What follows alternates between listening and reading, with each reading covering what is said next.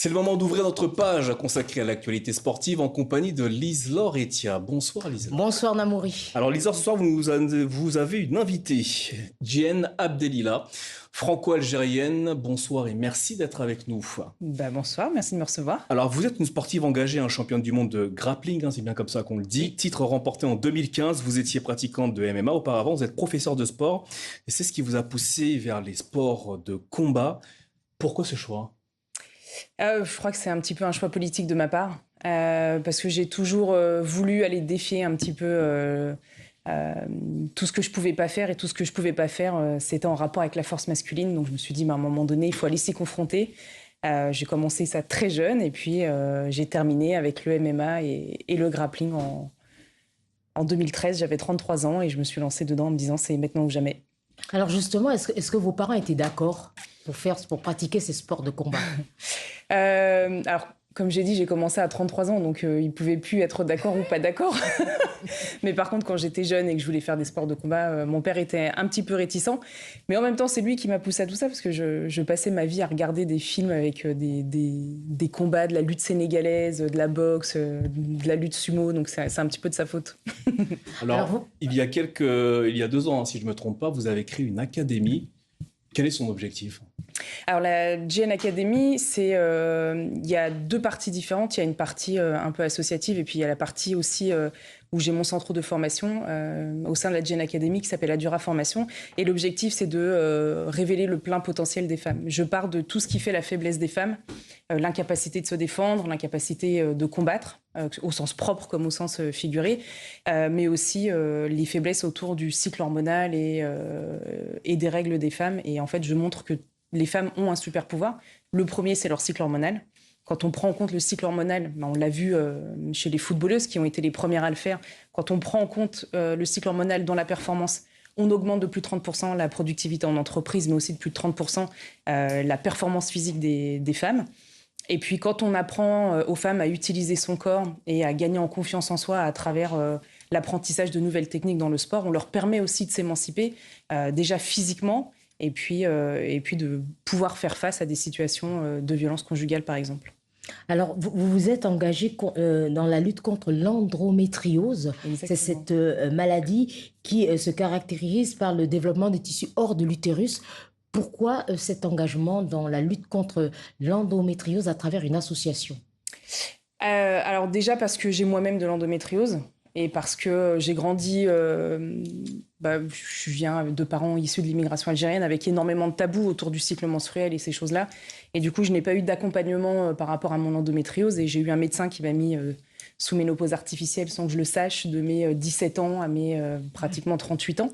Et puis une fois que j'ai commencé à réaliser tout ça, je me suis dit qu'il serait temps de porter la voix, d'utiliser ma place et mon image pour essayer de changer les choses, pour que les gens comprennent que ce n'est pas normal d'avoir mal pendant ces règles, et que quand on laisse faire tout ça, on prive les jeunes filles de plein de choses, on les prive de journées d'école, on les prive de sport, on les prive de sorties, d'avoir une vie sociale, on les isole. Et je crois qu'il est temps aussi de casser tous ces tabous, et encore plus dans les diasporas africaines, sur le cycle menstruel, l'endométriose et les jeunes filles. Et est-ce que ça a eu une conséquence sur le sport que vous exerciez ? Alors dans un premier temps, oui, parce que quand on m'a mis sous ménopause artificielle, je vivais à côté de mon corps, ce qui m'a permis d'être performante. Et puis le jour où on s'est rendu compte que je prenais ce médicament depuis pratiquement 20 ans, alors que normalement c'est quelque chose qu'on ne donne pas plus de 4 mois aux femmes parce qu'il y a des risques de méningiome au cerveau, j'ai dû tout arrêter, retomber sur le schéma classique qu'on donne aux femmes qui ont de l'endométriose. Donc on ne soigne pas cette maladie, mais on cache les symptômes à travers des implants hormonaux, la pilule hormonale. Et là, ça a été la catastrophe avec tous les effets secondaires qu'on voit sur la notice de la pilule. Je les ai tous cochés un par un, je les ai tous eus. Et physiquement, je n'arrivais plus à faire de sport et j'ai dû arrêter en partie à cause de cela ma carrière.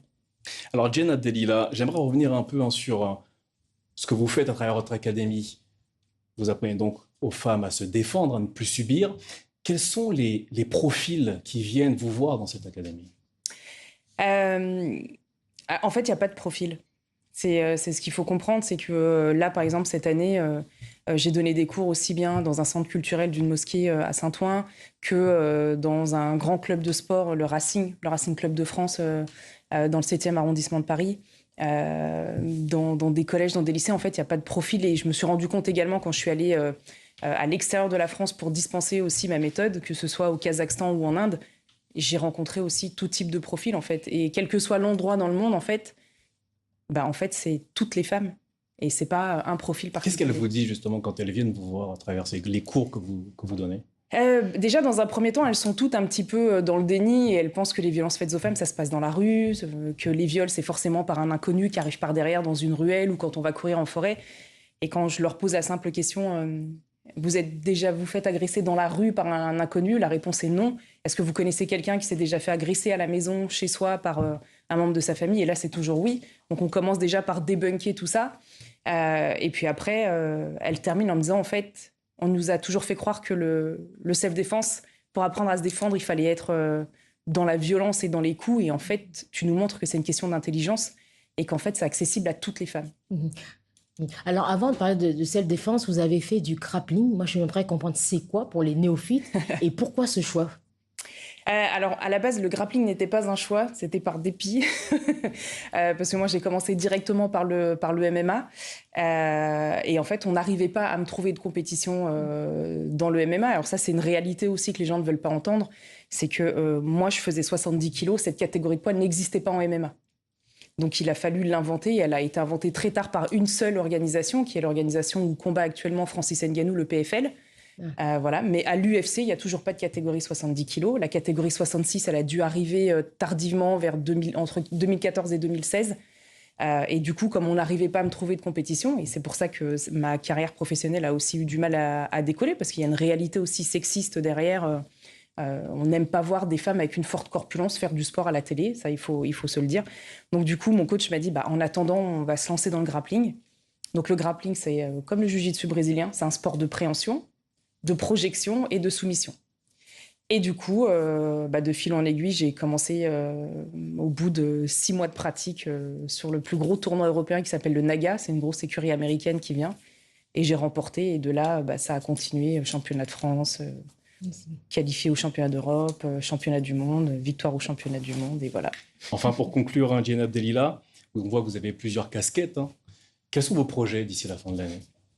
Alors j'ai déjà l'ambition forte de vouloir apporter ma parole et mon expertise sur le continent africain. Donc il y a déjà pas mal de petites choses qui vont être mises en place en Afrique de l'Ouest, en Afrique du Nord.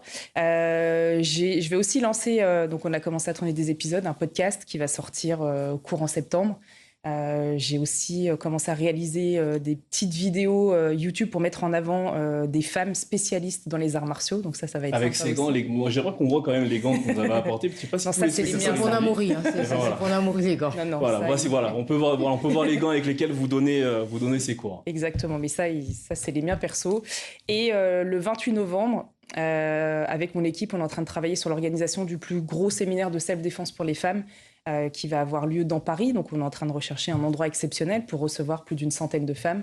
On recherche également des partenaires financiers ou autres qui voudraient mettre leur nom et associer leur nom au plus gros séminaire de self-défense pour les femmes jamais organisé en France. Djenab Delila, merci d'être venue répondre à nos questions ce soir. Lise-Laure, à la semaine prochaine. À la semaine prochaine. Ainsi va l'actualité. Excellente suite de programmes sur TV5 Monde.